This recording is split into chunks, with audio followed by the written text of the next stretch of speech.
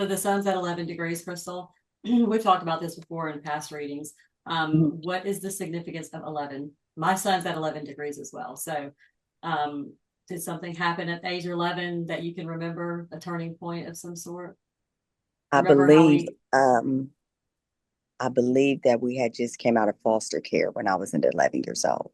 I believe that's what it was. Like Michael said, you just look at this chart and the first thing you see is all that 12th house energy, and you know, how many times have we heard Crystal say, you know, she's a Leo sun and rising, and you know, when you leave out the it's all in the 12th In the house. 12th house. It's got a totally different context, right? Look, back me up here too, guys. Who would have thought that she had so little air? I honestly thought your Gemini must be off the Richter scale somewhere in your chart because your mind moves so quickly and things like that. But what we're looking at, we're not looking at Gemini. We're looking at raw, unadulterated, mutable energy expressing. You know, it's like wildfire just moving around. Brandy, you know that song?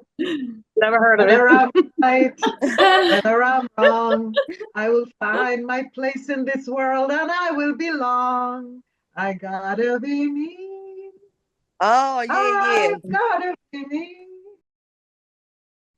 Hello and welcome to another chart reading group of the Modern Astrology Study Group. Today we are doing a reading for one of our foundation members. She's the ambassador for Leo. She's smiling down the bottom of my screen right now. It's Crystal. We're doing a reading for Crystal today. She's been with us right from the beginning, and she's been one of our core energies, our generator. It's an absolute pleasure today to be doing this reading for her. My name's Damien McKinnon. I'm an Aquarius Sun, a Leo Moon, and a Taurus Ascendant. Hi, I'm Michael Pruitt. I'm an Aquarius Sun, a Libra Moon, and a Libra Ascendant. Hi, I'm Sandra Walker. I'm a Leo Moon and Sun and a Gemini rising. I am Antoinette Panton and I'm a Pisces Sun, Cancer Moon, and Scorpio rising. I am Crystal Jackson. I'm sorry. I am a Leo sun, a Leo rising, and a Scorpio Sagittarius moon. I'm sorry, y'all. And my name is Brandy. I'm a Capricorn Sun, Virgo rising, Gemini moon. Awesome. Hey, Thanks, everyone. everybody. Look, we were just having a laugh about this chart before we started. And I said, this is one of those charts you look at and it's like, oh my God, this is why she is the way she is. We've got so much going on in this chart. We've got 1 point in cardinal energy for sign modalities, but we're almost off the Richter scale here for fixed. That's 15 points right there. Just almost about half of that again in mutable energy. So there's a lot going on there. In terms of elemental elements, we've got 15 in fire. So the heat's turned right up on this chart. 4 in earth, 3 in air, and 1 in water. So yeah, it's an amazing blend. And we've got house modalities here. Again, we've got 1 point in cardinal. We've got 7 points in fixed, and we've got 9 points in mutable energy. So there's a more or less even distribution there. We have got tons and tons and tons of fixed energy in this chart. And we're talking about fixed fire. That's a lot of fire, 15 points in that. But we also have a healthy quadrant of mutable energy as well. So we don't have a great deal when it comes to initiating energy, but we've got stickability and resistance. I made a joke that this reminded me of those oil fires down in Iraq. You know, once they started burning, nobody could put them out. And so everybody's just kind of learned to live with fire. You know what I mean? And in a lot of ways, that feels like this chart. One thing that did surprise me, though, is there's 3 points in air, because your air energy, when we read, just seems to be so dominant, so powerful too. But I wonder if that's that mutable energy. You've got quite a lot, you know what I mean? So you're able to switch, adjust, and recalibrate on the fly in real time, with stunning speed. So even just taking a glance at this chart, it's a very, very interesting read. I'm sure if we were like the equivalent of the astrology FBI, would be using this to teach young candidates, all about astrology and all that sort of stuff, because it's unusual in so many ways. But then that's the crystal we know. So in so many good ways. In so many good ways. Yeah, you certainly keep everything fresh and exciting and moving quickly, and all that fire energy too. But even then, finding that all that fire sitting there in the 12th house too, that was an interesting revelation for me as well. So there we are. This is Crystal Jackson, her natal chart. Look, what's jumping out to people? What's the first thing that's sort of capturing people's attention here? 12th house Assuming, of course, stellium. Yes. Go for it. It is in Leo, so we just talked about, that's heavy fire. And the sun is in close proximity to Jupiter, Venus, and Mercury. So, and Mercury is retrograde. So that's going to be her communication, what she finds value in, her ego, and then Jupiter, obviously, that expands everything. So that would suggest that, and the 12th house is the house of the subconscious, kind of like what's hidden. So she has a lot inside of her that she wants to get out. That's what it looks like to me. Mm-hmm. And she's in the process of doing that now. And that North Node being in the first house of Virgo is, in my opinion, helping her ground that fire energy that she has. And it is helping her get the word out and pursue her passions without, getting too burnt out. Does that sound, Crystal? Does that sound like? That's what jumps out at me first, is that stellium. I mean, lots of things jump out at me, but that's the first thing that jumps out. Just adding to what you're saying, for so many people, when you look at what's happening in the 12th house, you see, gosh, for want of a better word, you see the profile of a prisoner. It's somebody who's gone into the 12th house, who's at the mercy of greater forces. You know what I mean? That there's a withdrawn energy about it. But those 4 planets together in one super planet cluster, that's gregarious. That's an outgoing placement, and that's more like somebody who's going into the 12th house to bring light and noise and energy, and you know what I mean. It's in many ways it's a juxtaposition to what I'm normally seeing in the 12th house. The 12th house for many is quite withdrawn and introverted and super personal. There's an element of vulnerability to it. I don't see it here. So it almost feels like it's somebody going into the 12th house, and being available to others who are introverted and withdrawn and so on, and going in there and shining a light in that place. Yeah. It's like, it's very, very private. Like she wouldn't be somebody that would be easy to get to know, because she's got a very rich internal spiritual life with herself and her thoughts and all of that. But Jupiter is at the same degree of the ascendant. So it's like there is this being gregarious and wanting to come out. Like Jupiter's going to open the door for all that fire to come out. Because it's like social, being with people, but in this context of, I'm not going to open up everything right away. Like you have to take time to get to know Crystal. That's what I feel. Ambassador energy. There's again that ascendant is activated. That's the 5th planet in that stellium. And people meet the ambassador first. The sun's in there, but the ambassador's the one that's doing the talking. Yeah. It feels to me like the all that Leo energy in the 12th house is like a maturation of Leo. We all know the sort of the younger Leo version, the out there, I like, look at me, needing, an audience. And I feel like this, because there's like that again, like Michael said, you just look at this chart and the first thing you see is all that 12th house energy. And you know, how many times have we heard Crystal say, you know, she's a Leo sun and rising, and you know, when you leave out the it's all in the 12th house, 12th house. it's got a totally different context, right? And so, you know, on one hand, you were given so much Leo energy, right? You know, that's off the charts. On the other hand, it was in your 12th house. So it's like, why that juxtaposition?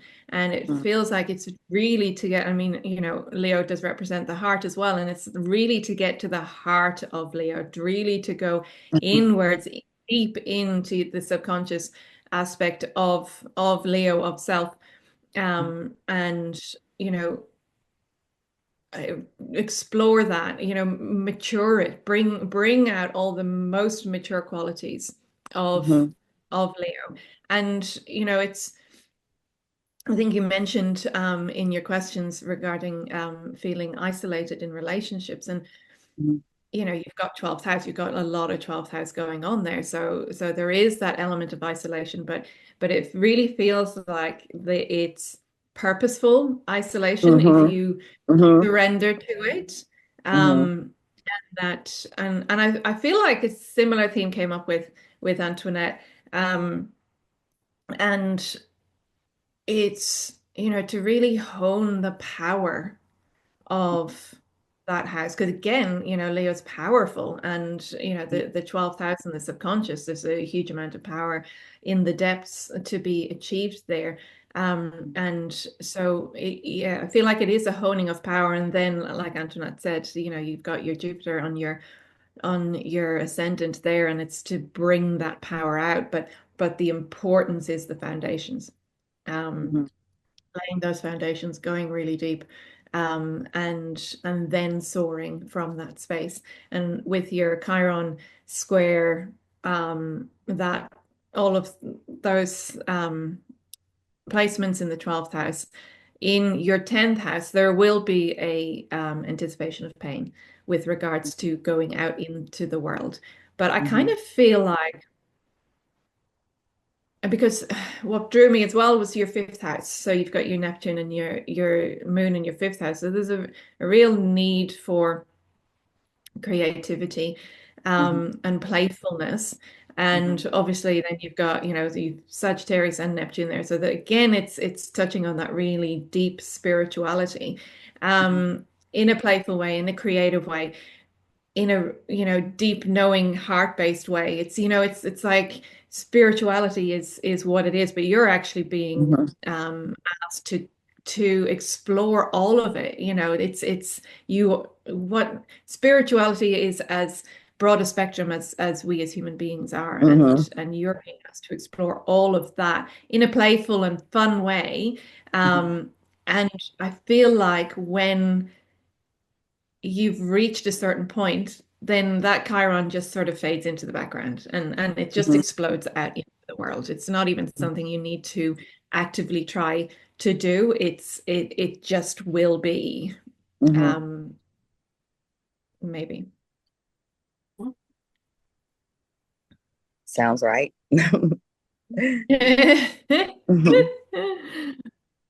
really and lovely. I noticed the also because you had mentioned the isolation in relationships, and you've got your South Node in your 7th house and North Node in your 1st house, and South Node in Pisces in your 7th house. It's like, well, your task here is, you know, it's that, again, that juxtaposition. It's like, who am I? You know, this spirituality is I am.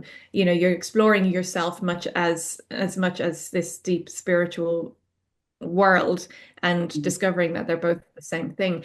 And so part of that is your North Node, your focus on you as in your 1st house, as opposed to your Pisces South Node in your 7th house, like losing yourself in relationships, being too available to others, not really understanding the boundaries between you and other. It's all about you. It's like, I am like, you've got 1st house North Node. It's I am. This is what this chart screams to me. And that's in Virgo along with your Saturn. So there's a real need for meticulous organization, thinking logically, thinking meticulously, working in that way, in order for all of this to be able to come together. Just adding to that, there's from an esoteric point of view, the esoteric ruler of Leo is Mars. It's taking all of that sovereignty and that power and that sense of self and applying it to other people, to help others find their power and find their sovereignty and things like that. The keynote for Leo esoterically is "I am that, and that am I," which is the words I've heard you repeated all the way, through your debrief there, Sandra. So it really, really anchors that in, and it's interesting because I think you really brought up some interesting points of that, how that fifth house energy is bearing out in the 12th house. You've got all that Leo energy, but it's incubated. It's in an incubator and it's being built and refined and powered up and things like that.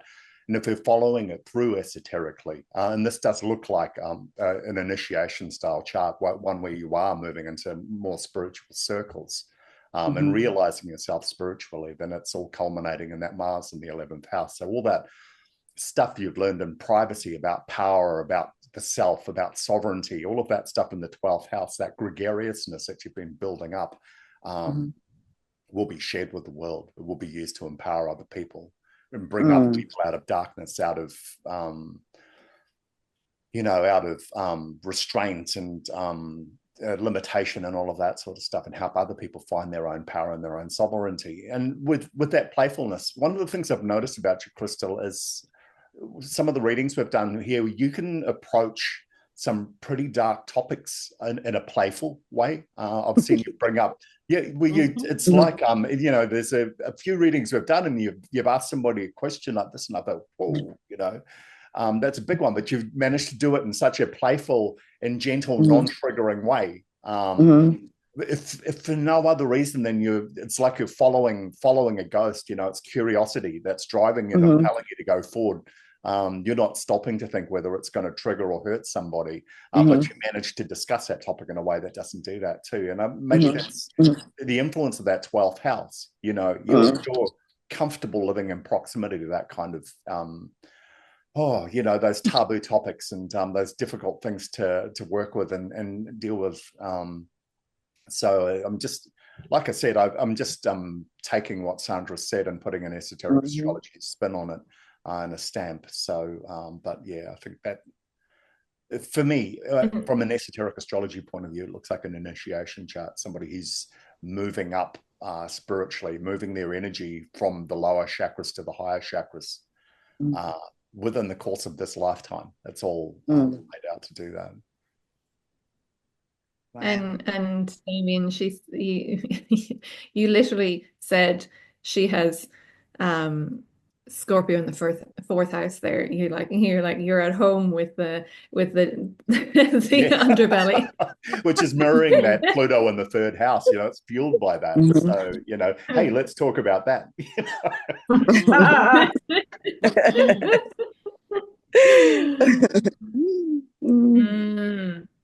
And they just come out of nowhere, don't they? Sometimes you'll just say, did you have a child? Or something like that, But, it's like, whoa.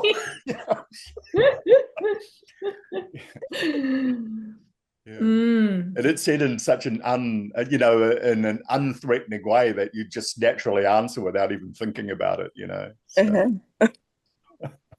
Well, there's the minor trine there, isn't there?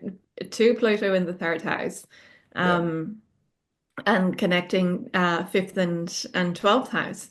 So, and Libra is involved there. So we've got, the being able to see both sides, being able to see lots of different sides. But it's almost like you can probably see, what people are not saying when you're reading a chart. And you know, so that Libra gives you that balance of, oh, this is what they are saying, but this is what they're not, and that's what I want to explore a little bit more. Um, mm.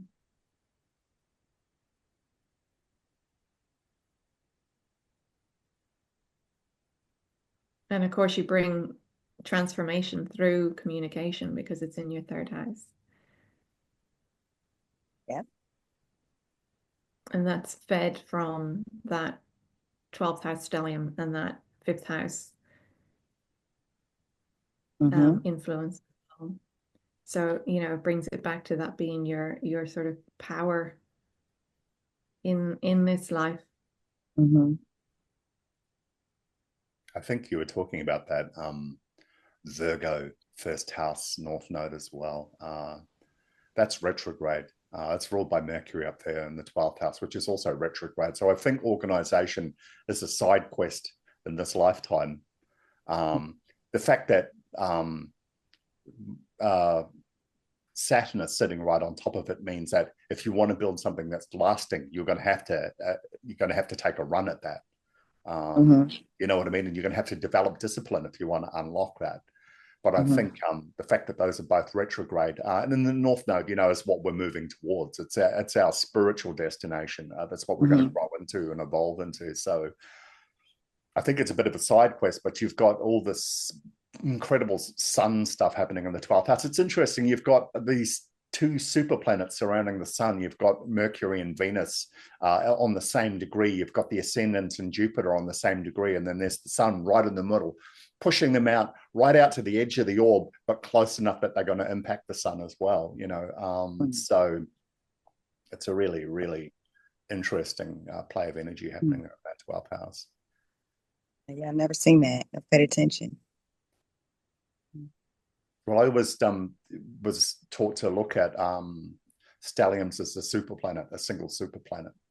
You know what I mean? So, and that's a really, really potent mix there.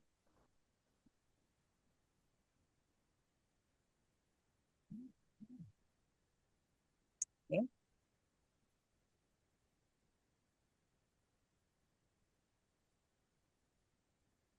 So the sun's at 11 degrees, Crystal. We've talked about this before in past readings. What is the significance of 11? My son's at 11 degrees as well. So did something happen at age 11 that you can remember, a turning point of some sort? I believe that we had just came out of foster care when I was 11 years old. I believe that's what it was. Because last time it was brought up, I remember thinking, what happened at 11? And that's the only thing I can remember. We had just came out of foster care about that time. So, and you didn't go back into foster care, you came out for good? Yeah. I mean, we could have, but we didn't. Yeah. So a lot of things happened afterwards, but we just never ended up really going back. But we definitely came out about that time. So your life definitely changed at age 11, yeah. Yeah. Yeah. It's also funny because 11 is the number in the tarot of the strength card, at least in the Marseille, and it represents Leo. Yeah, the lion. Yeah, that's actually my life path. Everything is Leo. Yeah. Yes, it is. Yeah. Yes, it is. Your life path is what, Crystal? 11. Oh my gosh. Come on. Wow. Was the transition easy when you left foster care? Did you settle quickly? Did you expect the ground to be pulled out from underneath you at any time? Did you put roots down? I don't know. I think I thought that everything was good for a long time. But then I had got to an age where I'm in a point that I just wasn't going back anyway, no matter what. So I don't think I really thought too much about it. I think I was just used to destruction, so I don't think I expected much, you know. But I just knew I wasn't going back there. So because it was like a prison. It felt like a prison to you, which also is looking at your 12th house, you know. Yeah. Yeah, it did. Yeah. It's an act of sovereignty. And the fact that my coaching business is even aimed at people who have criminal backgrounds, Look, men who have criminal backgrounds. I was going to bring that up, when Damien earlier mentioned being, the 12th house, being like in prison, and that's actually what your work is. You're helping men that have come out of prison with felonies, and and there you have Jupiter expanding, and you got your Mercury, which is communication, and then Venus, how you make money, and it's all right there in the 12th house. Yeah. Could you give us a brief on that, Crystal? Just give us a profile of what you're doing. Okay, so the bigger picture is a transitional home, but right now we're just focused on coaching men who's incarcerated, and getting out within a year, or who's already out, and just kind of coaching them to rebuild their lives, and really kind of stuff like mindfulness, not just focused on being productive, but focused on really changing your whole mind frame, your whole way of thinking, just so you can live a better life and be able to rebuild. So that's really the gist of it. Awesome. And that's so consistent with what we've been talking about, that 12th house experience, finding yourself in that and then bringing it out into the world. Yeah, that's when you said that. I was like, wow. Yeah.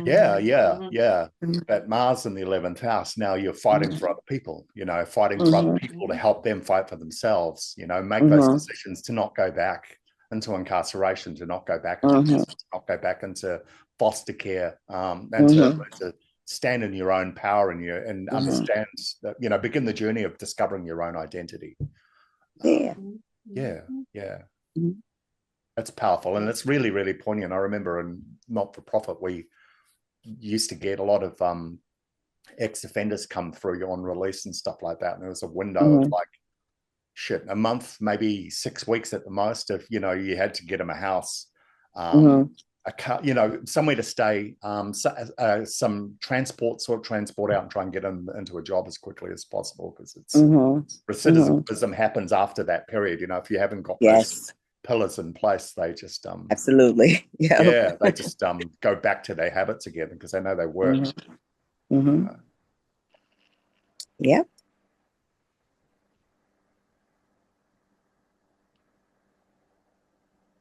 And that Mars is what's pushing you. That's what I keep seeing, that Mars up there by itself in Gemini, just pushing, just keeping you going, that warrior energy, that Phoenix energy, you know what I mean? That drive.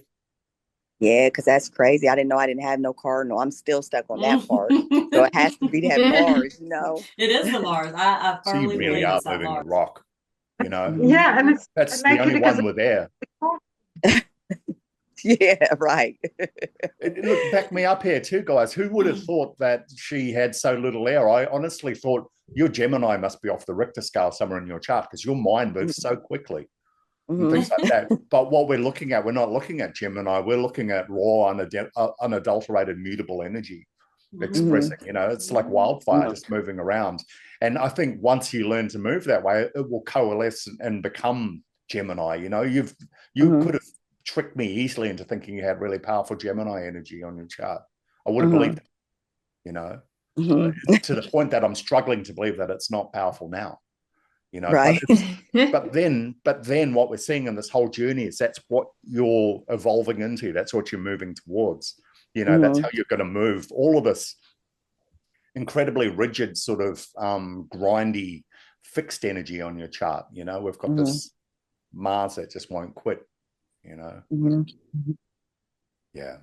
that makes sense. I wonder if some of that is related to Uranus 4th house. So I'm assuming from what you said and from looking at that placement that your home life was unpredictable.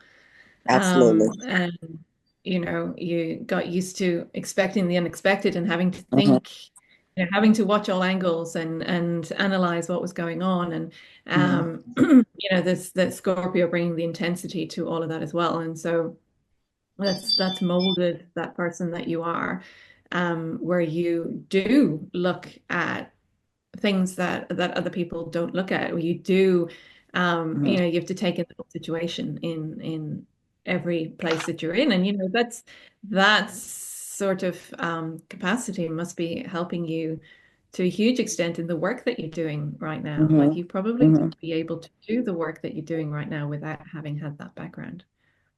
Absolutely. I don't think I could. You can't intellectualize struggle. You know Yeah, what I that's mean? right. So if you're trying to help people from an intellectual level with struggle, you'll fail every time. It's Yes, something that's you've got right. to have experience with firsthand. You know, even little things that people take for granted, you know, habits that people have who've come from struggle are different from people who haven't, you know, things that you don't even think about, you know, so, yeah. Crystal, how old were you when you entered foster care? I was thinking I was in a 3rd grade, and I was always in my right grade. So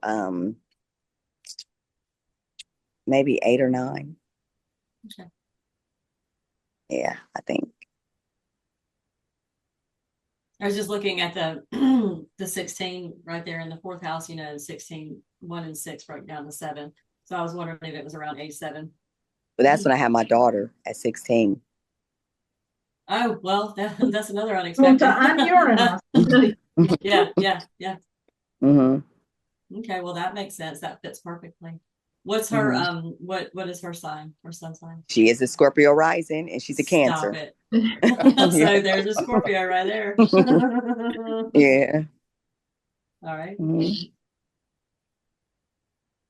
Yep.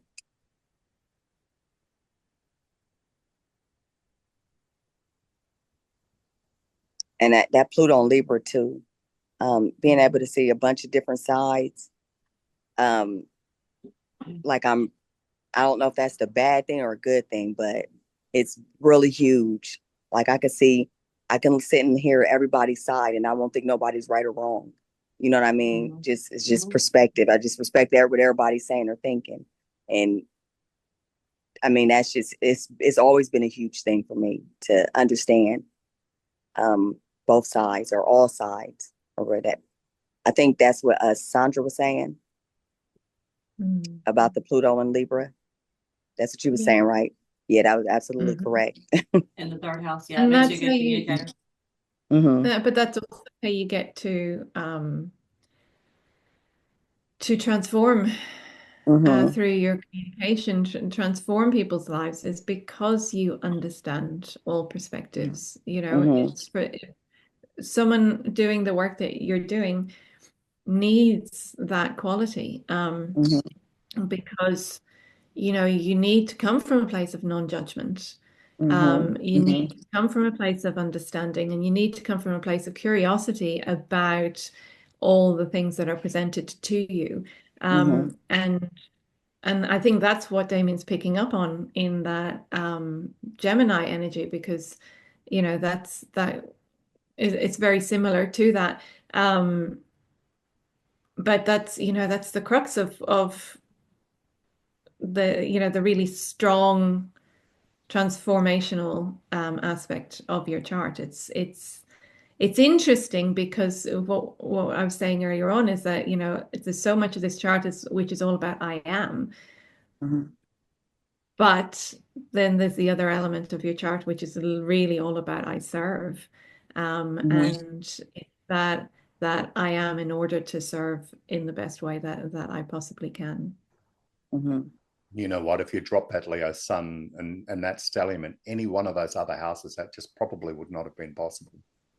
Because Leo is, at its most base level, is so self-centric that, you know, your natural instincts are always to apply what's happening to other people to yourself. You know, so, but by putting that in the 12th house, it's about understanding and developing that power and that sense of self and that sovereignty and all of that without making it all about you.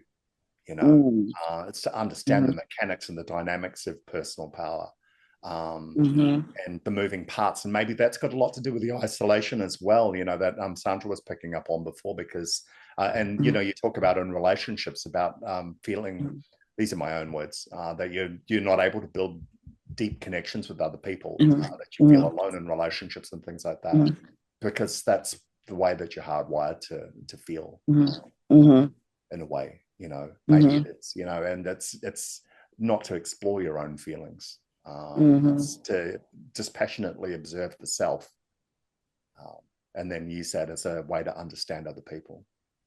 Mm. Yeah. Yeah, I thought that. Hello, Megan. Nice to see you. Hi, Megan. I mean, Hi guys, I missed you. Sorry, I've been like, this is like my third meeting in an hour here. I've got, I've got a work meeting on the computer I'm next to me. grateful that you I got squeezed my the time screen in up for us. unmuted over there. I'm like, I just got off with Charlie's group. I'm like, I'm just glad you're not driving. That used to freak me out when you did that. You should be driving, you should be watching it, should be looking at the phone and then driving. Oh my God. it was easier to concentrate when I was driving, honestly. Not for Damien. He was worried the whole time. Oh, I was, because yeah. Yeah, no, it's good. My phone's right up there on the magnet. I'm like, all right, I got this, right? Okay.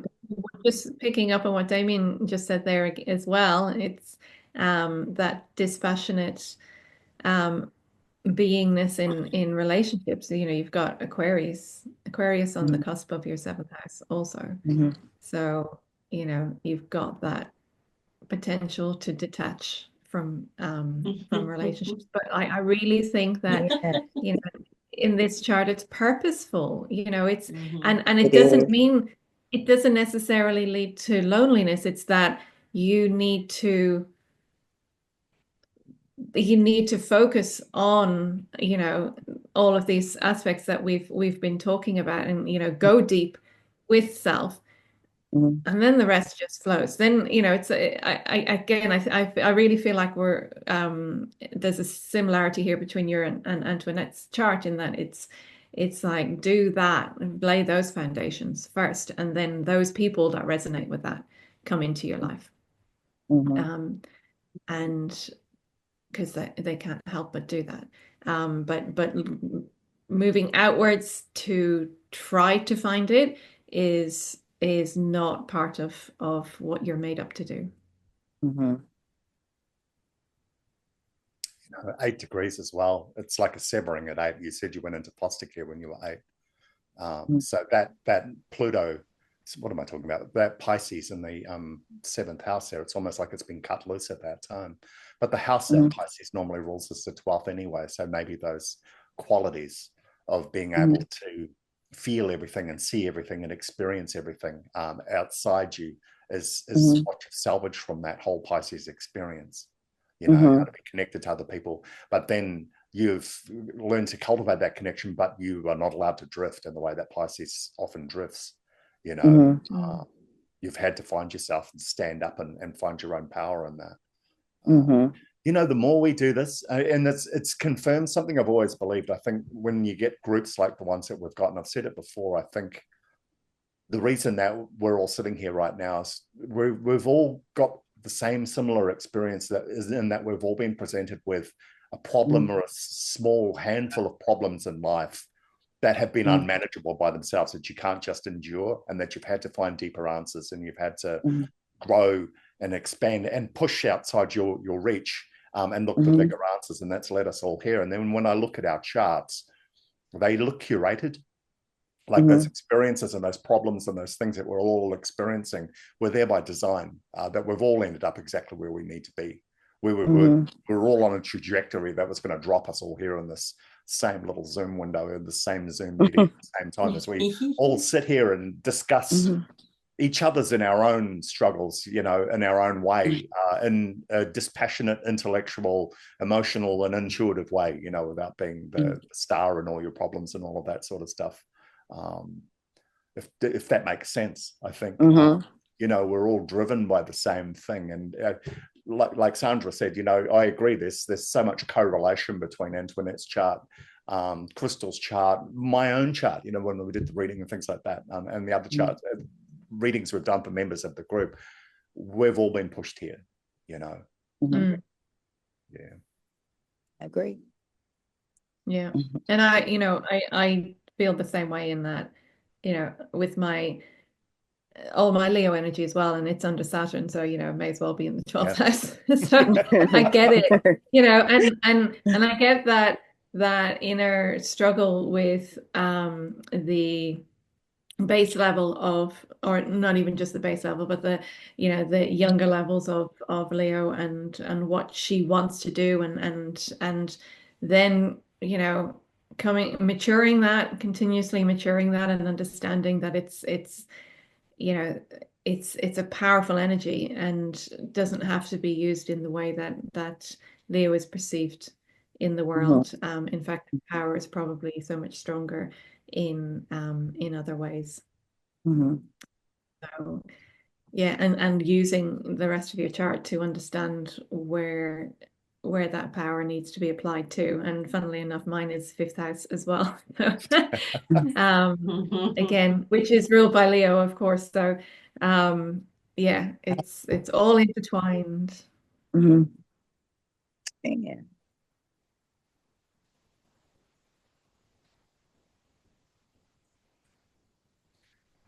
And interesting as well, again, it comes back to that juxtaposition that you mentioned earlier on, Damien, is that when I was just looking at, there was the Sagittarius and Neptune in the 5th house with the moon, and Uranus in Scorpio, and then throughout the rest of the chart, there's a lot of this soaring high and going deep. It's that Sagittarius moon is I need to know all of the higher knowledge that is available to me. That 4th house in Scorpio is like, but I need to know the depths of where I came from, and it's just you being the channel between the two. Yeah.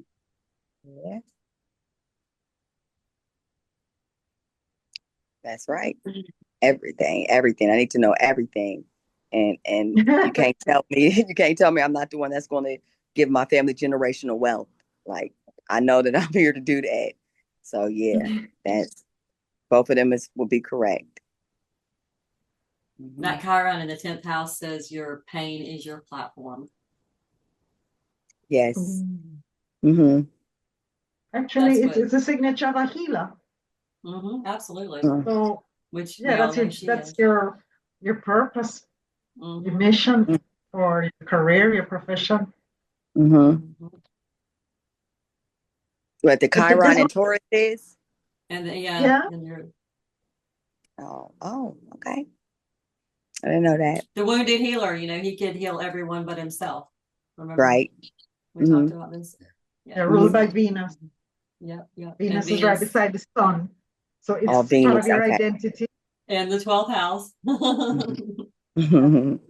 lot of Pisces energy here.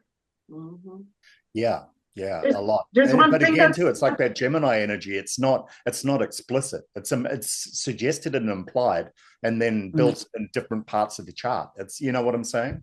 You've got all that powerful 12th house stuff there in the house that Pisces normally rules. Yeah, it's like everything goes back to that 12th house. Yeah. But we're supposed to have Pisces qualities, but we're not Pisces. We're supposed to have Gemini qualities, but we're not Gemini.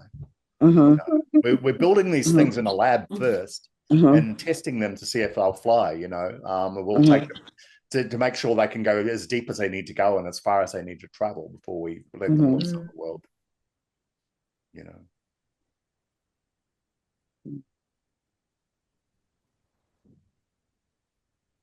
You said something too interesting about building generational wealth for your family.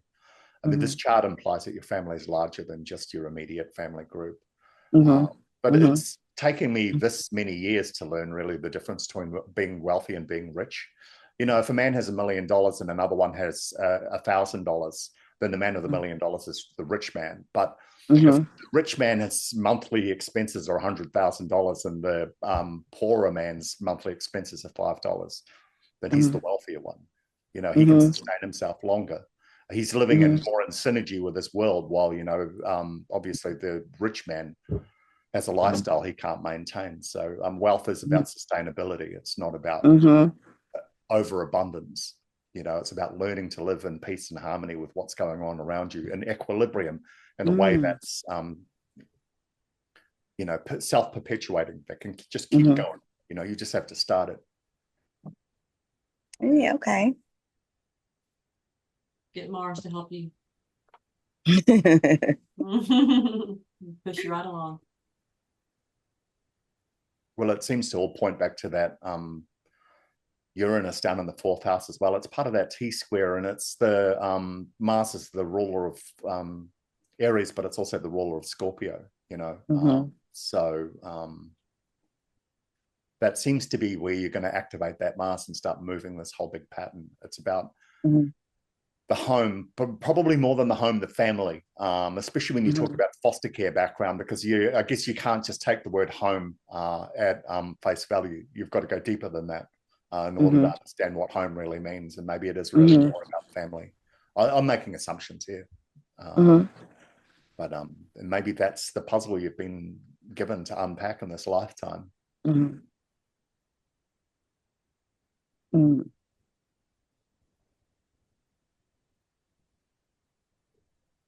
Okay.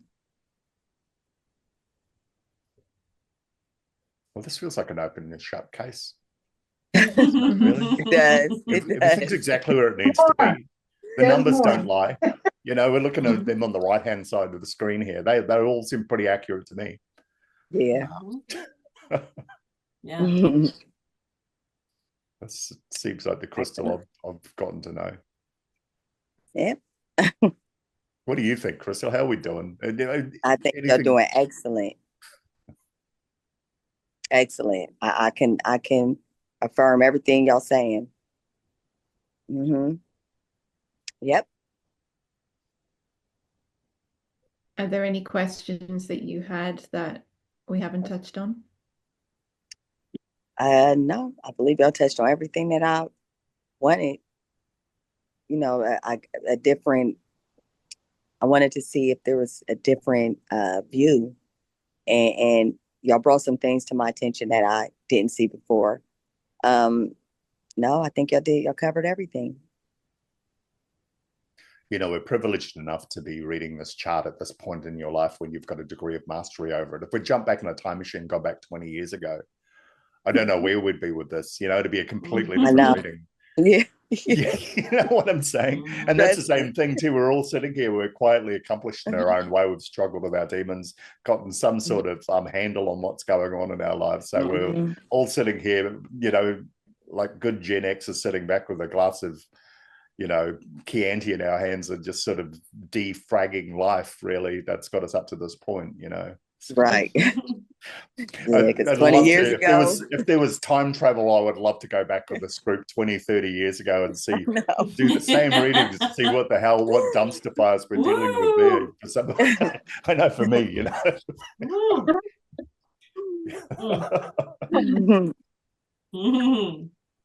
There's something about this chart I really like to see. Like the South Node is in the 7th house, and the North Node is in the 1st house. So it's like saying, let's become independent. Let's take responsibility for ourselves.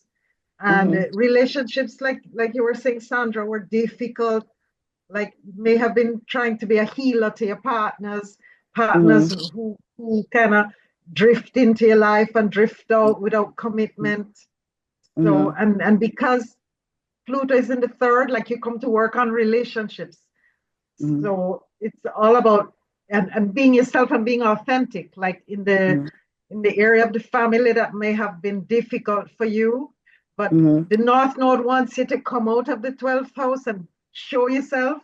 And because of that, when I was looking at your chart, I got a song for you. So I got a soundtrack. That song by Sammy Davis, I Gotta Be Me. I never heard it, but I'm definitely going to go look for it now. Sing it, Antoinette. Just sing it. Sing a couple of little she'll recognize it.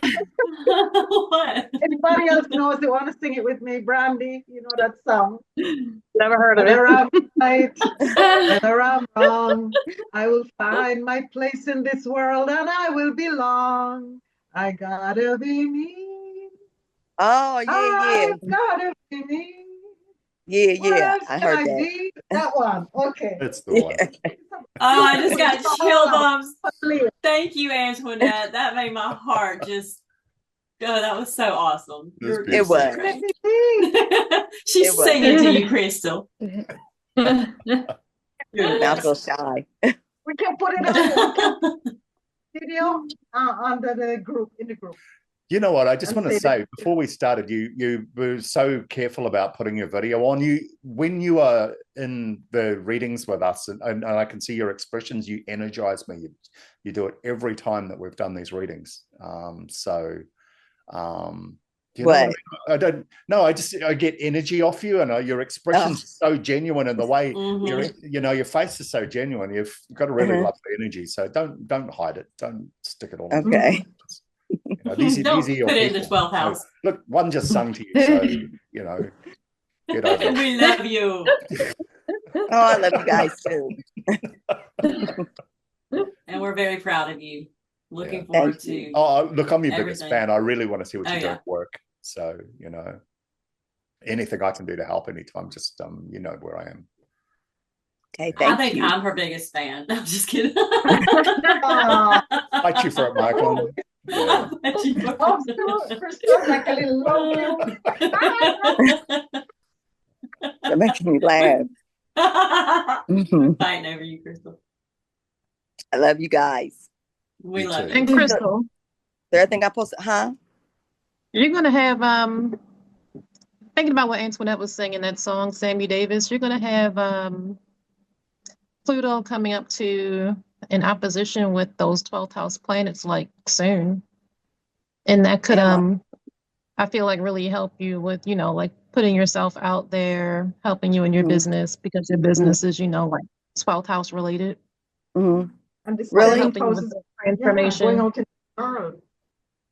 Okay, I was just about to ask a question and say, do y'all think I need to come out that 12th house? I was just about to ask that. So it's funny you said that. So when is this going to happen? Oh, I just know right now, I think it's at like 2 or 3 degrees of 3 degrees. Aquarius, but I can like check and see the exact Retrograde. dates. It's 3 Okay. degrees retrograde at the moment. See, it's Okay. beginning. You're going to start feeling that it's time to come out into the world. The 7th house is social, and Jupiter is there too in your ascendant, so you can't help it.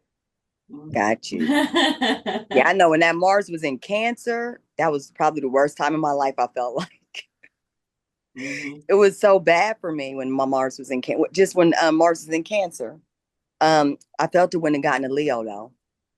And it felt like I was too passive aggressive and too emotional when it was in Cancer. I just cannot explain. It was too deep. And I just needed it to not feel like that. So once it got into Leo, it was a different type of fire. Like I didn't have to sit and overguess and overthink everything. That I can't do that. If I overthink something or if I sit too long, I don't really operate like that. I just like to go, So the Mars got me back on where I needed to go. But when it was in Cancer, I was like, what is wrong? And I went and looked at the place and I said, oh my gosh, just Mars is in Cancer. Yeah, so it was really emotional. Yeah. It's funny, because Mars is on his own in the 11th house, like it's the only personal planet that kind of is not in the 12th house, and he's far from the moon, but he's fighting, so when he gets into Leo, he's gonna like give everything he really feels like at home with the Mercury, all the other personal planet, and then it's a trine to the moon. So that's great. So where's Mars now? He's coming out into the ascendant? Where's Mars right now is at like 11 or 12 degrees. Leo, is it? I don't know. Let me look. Yes, 11 degrees Leo is right on your sun. On your sun. Oh my gosh. What? And we're doing the reading tonight. And today for your chart reading. Oh my gosh. Wow. It is. I feel it too. That was perfect. Can't make this stuff up, can you? Incredible. Right. Awesome. Yeah. And Gemini is coming up to Mars. I mean, Jupiter will soon be conjunct Mars. Okay. So that's going to push it out even more. Yeah. You're going to move everything forward. All right. Yep. But that sounds like a plan. Sure does. Yeah. Well, Yeah. Oh my, yeah. And Saturn is at the end of Pisces, so he's going into Aries. mm-hmm. So What is Saturn is Saturn. moving into Aries. The end of the month. And then Mars is going to get all activated too. Mhm. It's going to make a sextile Yeah. Mm-hmm. eventually. It'll be like a door So opening. yeah, it's like a lot of things are happening. Yeah, door opening. You're given the energy. You're given the strength that you need to do it. You know, and Saturn's there, standing by the door, saying, "This is the way we're going. Rally it Mhm. all. You know, take all that energy and move. Just move." Yeah. Mm. And going into an Aries, it's the beginning of the start of something. So you can kind of like, you know, push I you like forward to even more. move it. I like to move it. I'm always singing something. I love it when you sing. So awesome. That reminds me of Madagascar. No, I'm singing that song motivate me, and I always connect it to the planets. Perfect. So it helped me to remember the energy of the planet. That's awesome. Mars is The moving planet. yeah. Mm-hmm. Mars What's the is song for zero. Saturn? What's Saturn's song, Antoinette? A responsible song. What's a responsible song for Saturn? What's it? The responsible song by Supertramp. I think it's probably that one. Oh wow! There's a song actually named that. Cool. I know the logical song. The logical song. The logical song. Saturn Okay. if you want to work. Saturn if you want to be very conscientious about work and about details and about being about growing discerning. up. It's about not being a kid, not dreaming, and just sucking really? it up, becoming, you know, a cog in a machine. Basically, that's you know, boss. Mm-hmm. Yeah. I love that Saturn is beside the North Node because it's like gonna take you. It's gonna put you in these relationships now where you become visible and you're in your power and your mastery.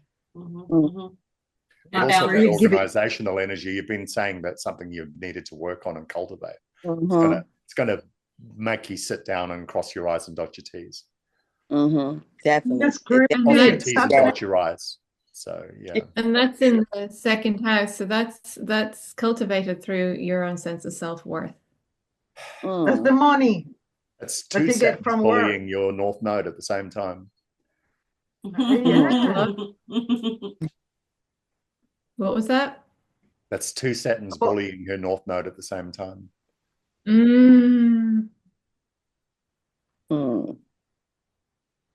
Such fun. It's all about perspective. She survived worse. Yeah. I think Saturn's going to have to bring his A game. And he will. He will. Yeah. I'll be over here pulling my hair out trying to organize things, but I can't move on until I get it, you know. So I'm like, okay, I gotta figure this out. I gotta figure out how to get through this, you know. So yeah, it's definitely pushing me towards organization. When there was a time where I didn't care about organized, I did things the way I wanted to do them. But now at this point in life, I don't have a choice but to be organized and have some type of order in things. When as before, even with the seventh house relationship, there was a time in relationships where I gave a lot of myself to somebody else, you know, and I do feel like it's purposeful now. Like I don't want to do that. I don't want to think about relationships. Right now, I'm just worried about what I need to do. And relationships is just not. But I guess the question came about because this is like, am I going to feel this way forever? You know, at this point, I feel like I'm going to grow old with cats and I don't even. It's okay. There's nothing wrong with that. Nothing wrong with that. Because I don't desire to even want to be in a relationship. And I think that scares me more than anything, because there was a time where even though well, I might not have been ready, but I still desire, but I don't even desire it now. So I was like, is that something that's am I going to feel like that forever?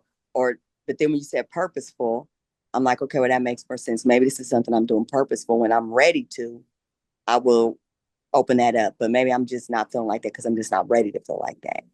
Astrology is all about cyclic patterns, though, isn't it? Nothing's forever. Nothing's forever. So, you know, it is what it is. But there's a word that Sandra used earlier, and that's service. And that seems to be what your life's moving to you towards. And the sign of service is Virgo. So now what's happening is powerful planets are converging around your Virgo North Node, and they're saying, all right, this needs your attention.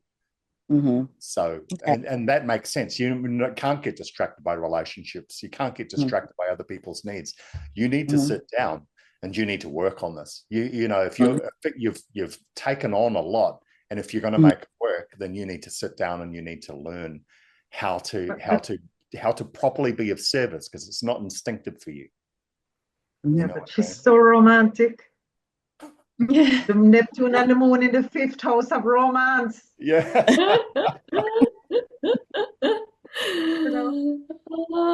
But even that's in opposition to that Mars up in the 11th house, you know. If she's going to service that, if she's going to work with that energy, she needs to make a choice. And right now the choice seems to be made for her. You know, she's transitioned into focusing on moving this rock, you know, activating that Mars energy and moving things along. So there's these positions on the chart doing that. So through doing so, through, you know, taking the action, then, you know, she becomes more of who she's here to be. And then that romance just comes, you know, she doesn't have to look for it. It just arrives on her doorstep. It's when she's out in public and when people see her, because if Uranus is in Taurus and then it's going into Gemini, a lot of people you're going to meet this person when you're doing what you have to do out, you know, so when you're visible. And then the two of you can go together to the 12th house and work together. Some nice social worker or prison officer or something like that she'll meet, you know, and along the way. You're going to meet exactly somebody different. Somebody who wants to spend time with you at home. Organized. Somebody organized who's familiar with this part of the scape of her journey. You know, you can't learn anything from people who already know what you know. So true. You know, so maybe that's it. You're moving to a different area, to a different level and things like that, and you'll meet different people that will be better suited to different needs that you've developed as you're evolving. You know. Yeah. Okay. That whole thing you're talking about with not making yourself available for relationships and stuff, I had that for a decade.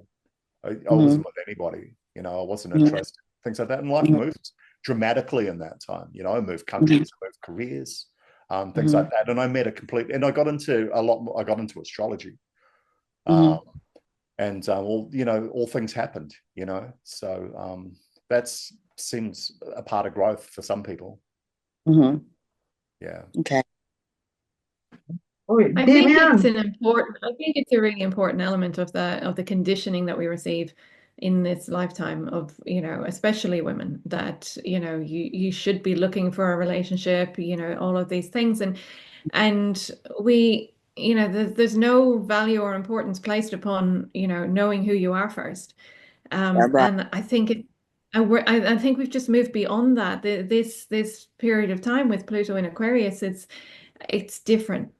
It's totally different, and we need to know who we are in order to serve more effectively. We need to stop merging into, you know, all the expectations that the world has of us, because we can't actually do what we came here to do from that space. And so I'm a big believer right now. The energy I feel right now really is, you know, anchoring down into who we are, and forgetting for a period of time about everything else that's outside, so that however it shifts, we're ready. And I don't know. I'm not very good with my words at the on this on this chart reading. We need to find a way to help Crystal with her words, because I can feel the I can feel the block. It's where do we find that? It's her Mercury in 12th. Yeah. Retrograde. Retrograde in 12th house. Yeah, I don't know. But don't be afraid of it. Don't be afraid of surrendering that aspect of yourself, because it's never forever. Okay. This Mercury is the rule of the North Node, and it's retrograde, so you know it. You can do it. And Mercury in Leo is a strong mind, I think. And spiritual, but it's like, I read once that all the planets in the 10th house, and especially they're connected to the 10th house, it's like you get help from the ancestors or spiritual guides. So don't worry that you can channel that information. Okay. Just, I think is Chiron the ruler of, I think they call it now, it's connected to Virgo. Is it, Damien? Oh, I can't remember off the top of my head. I'd have to go and look. I've read that. A lot of people are saying it, that it's the Hermit. I haven't heard card. that. I haven't heard that myself. Okay. I've always treated it as an asteroid. So. Okay. No, they say that the energy is very similar to Virgo, because Virgo is health and all kinds of health, mental, physical, emotional health. So if that Chiron in the 10th house is connected to her North Node. Yeah. Look, at the end of the day, Crystal, the way your chart's designed is unique. I have not seen a chart like it. So what you're going to take from life, what life's going to offer you, who you're going to meet, what's going to happen for you, it's all uncharted territory. So if you're not in relationships right now, I don't know, maybe no person that you've ever been in a relationship with before could help you move forward with what you're trying to do right now. Maybe that's your thinking. So you're really having to rely on yourself in that regard. I know the times when I've been single, it's twice in my life for long periods of time. It's just been because the people that I've attracted and been with, none of them could have helped me with where I am or helped move me forward from where I want to go. So, this part I'm supposed to do by myself. That's, you always meet somebody who's. I wrote a lot of stuff about this for this chat about relationships. I'll tell you later. I'll send you an audio. Yeah. Okay. Yeah, because that's where you lost your identity. Yeah. In past life. South node's the only thing sitting in your 7th house. So, if anything, it's about learning to overcome bad habits that could limit you. You're not going to nail that one straight away. That's probably the most complicated lesson that any of us learn, because it involves allowing another person into your life who brings in a whole bunch of unknown variables. So. That's an understatement. Yeah. The Aquarian guide to relationships there, unknown variables, unpredictable factors, does not compute.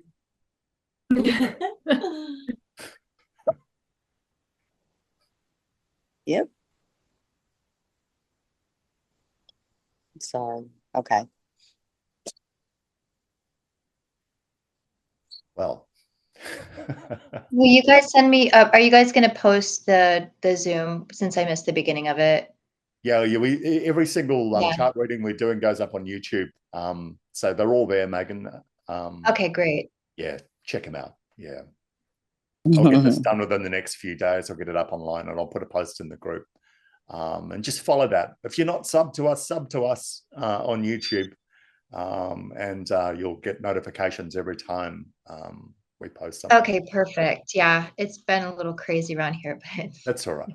And everybody watching this, if you'll just go ahead and hit that subscribe button and give us a thumbs up, that'd be awesome. And leave a comment if you have any questions, or if you want us to look at, you have a question about your chart or how this may be playing out in your own chart. We'd love to answer those questions.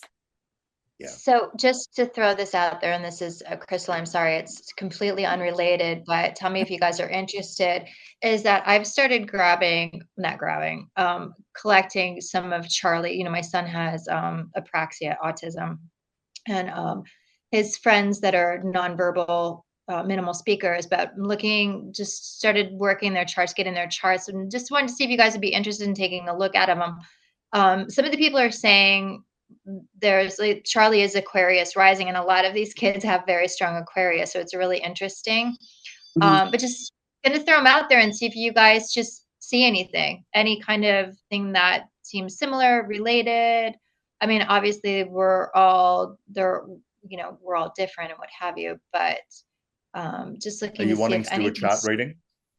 Yeah, but I've got like multiple charts. Yeah. Like Have a to talk to comparison. Michael, and Michael's the boss of that. But look, and if you want to bring him in as well, you're quite welcome to. But yeah, I think that'd be interesting. That'd be great. Yeah. I'd be really interested in looking. Yeah. Okay, cool. Yeah, great. Mhm. Awesome. All right, Crystal, and again, I didn't get a chance to really look at your chart. I'm just looking at it right now, but I'd like to take a look at it longer, and then I'll reach out to you or get hold of you through Magdalene to give my input. Yeah, it's a cool chart. Thank you. That That 12th house. Woo. Yeah, I know. Woof. Oh, good God. Jupiter is representative of Zeus, and Zeus is the god of gods. So it's like God is right there at the helm of the chart. Yep. Yeah. Yeah, it's like he's controlling the whole thing. So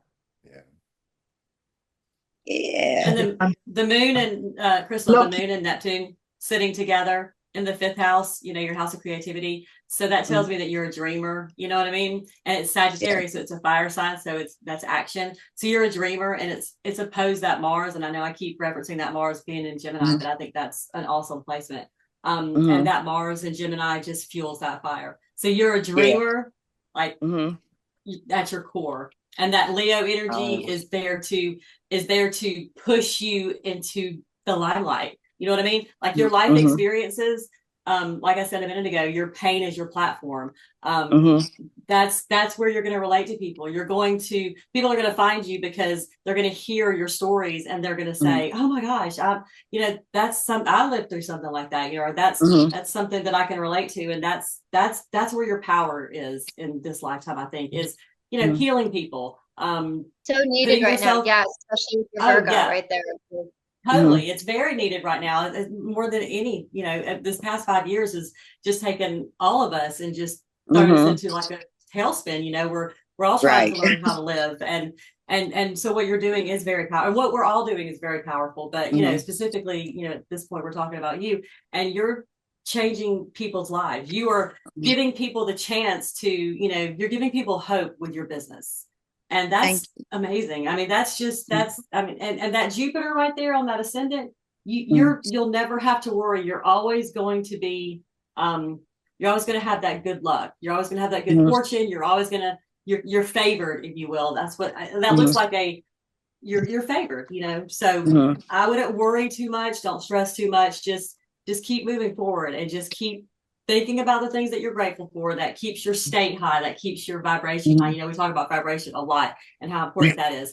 And that will bring the people to you. And eventually, if when you are ready for a relationship, because you're just not there right now, you know, you're too busy building something. You don't have time to nurture a relationship at the moment, like not an emotional relationship. So I would just, you know that that'll probably come one day when you're ready for it. We're still very young, believe it or not. We're pretty young. You know, at age 50, they say you have at least 26 more years to live. So that's, you know, that's a long time if you look at it in the big picture. My mother got married again at 73. See that? There you go. So, you know, we've got a lot more time on the planet, and you know, 26 years. I mean, you can get a lot done in 26 years. Absolutely. But yeah, and you're on the right path. You know, that moon sitting in that 5th house, you know, that's just, That's your inner. That's who you are on the inside, and that's Mhm. we all know how Sagittarius is no nonsense. Let's get it done. Mhm. I don't have time to talk about it. Let's just go move forward. And so Mhm. in addition to your Leo, you've got that Sagittarius drive too, which is Mhm. you've got it all. It's just a matter of you're doing it now. Mhm. Over the past year, I've watched you grow so much, and I've watched you learn and create, and Mhm. it's just amazing. So we're all watching you, and you're an inspiration to a lot of people. Thank you. Oh. Sorry, I'm an Aquarius. I don't know why I'm getting all mushy. Love and peace with Pisces, man. But the relationships are very distracting, I think. Yeah. They help you to transform, though. They're like big sources. Because it's the Pluto in Libra is the thing of the relationships.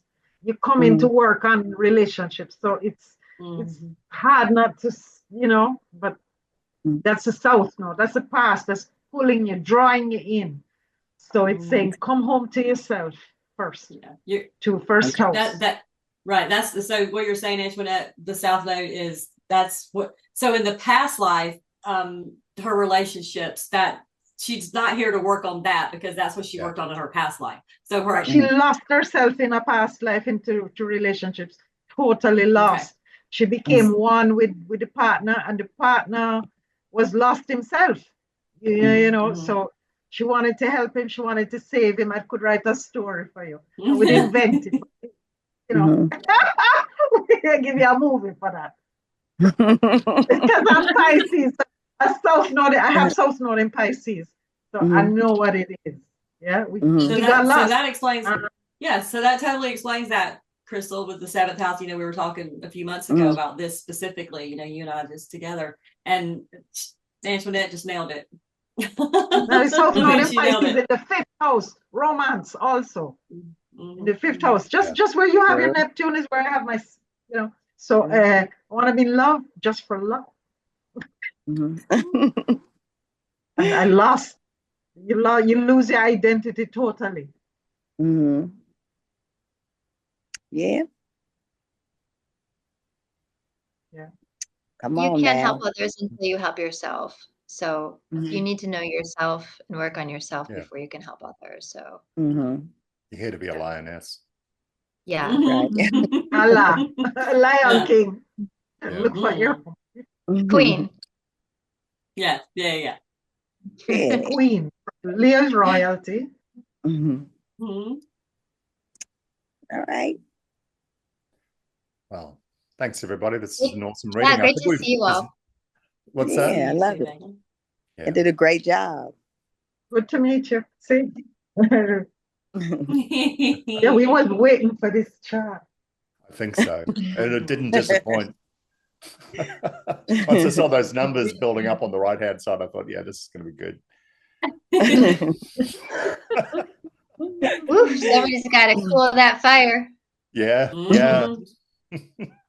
Ooh. Yeah. There's not a single quincunx on that chart. There's no compromise on there anywhere. Not a single one. Yeah. Go get him, Crystal. Yeah. Okay, girl. I'm gonna try. No, I'm just joking. You're making me you are. Yeah, you You're are. not a trier. Yes, you are. Yes, you are. That. You're not a trier. Do it. Yeah. Definitely. A manifester. That's right. Creator of your own reality. Absolutely. You can do it. Influencer, spiritual influencer. Yeah. Oh. All right. You're making me shy. Stop. Stop. We know you're not shy. We're looking at your birthday. Get out of that 12th house. Yeah, get out of the 12th house like the Menendez brothers just did. Oh my goodness. That'd be a good chart to look at too, Megan. Yeah. Yeah, I would like to look at that chart. Yes, girl. Yeah, I'll see if I can pull it up. Did they get out of jail? They did. They got out. Shut your mouth. Oh, wow. I They didn't. Wait, out. It's they been a got long Like to time. see their 12th house. Yeah. Oof. Okay, I'm gonna have to go look at that. Oh, I didn't know that either. I thought that they had the possibility of getting. I thought that Yeah, that's the they're. last thing I seen. I Yeah, I just didn't seen see No, something where like they. it yesterday. It could happen today. Oh my goodness. Oh, That's a life Oh, sentence, isn't today. it? Like 25 my daughter years. just told me they were doing service work in the prison, like it doing was. gardens and Mm-hmm. social work, like helping the other prisoners and stuff like They that. And I were. think the judge showed leniency on them, and Mm-hmm. they said that they were going to continue that kind of work. And I think they're out. Okay then. So Well, that's yeah, another show, but that's very interesting, and I Well, would you've got your love work Mhm. cut out to. there, Crystal. Mhm. I know, right? Mars, Yeah. Oh, you should call him. You should call them and see if they Yeah, want to drop him a join. bell. Heck yeah, That's that'd be right. awesome. Crystal, and we're not looking for you to get into a relationship with the Menendez brothers, although they are about the same age, right? And Yeah, they are pretty cute, let me just say. yeah. Ooh-wee. Y'all trying to throw And me there's into the fire. two Trouble woman, back into all the of you. fifth house. Nah, I think I'll take it. Wow. I ain't judging. I just think I'll take a break on that. I think I'll just Fair Yeah, enough. No, thank you. I think that's probably the best idea Yeah. there. yeah, no thank you. I just yeah. Okay. All right, guys. Thanks for today.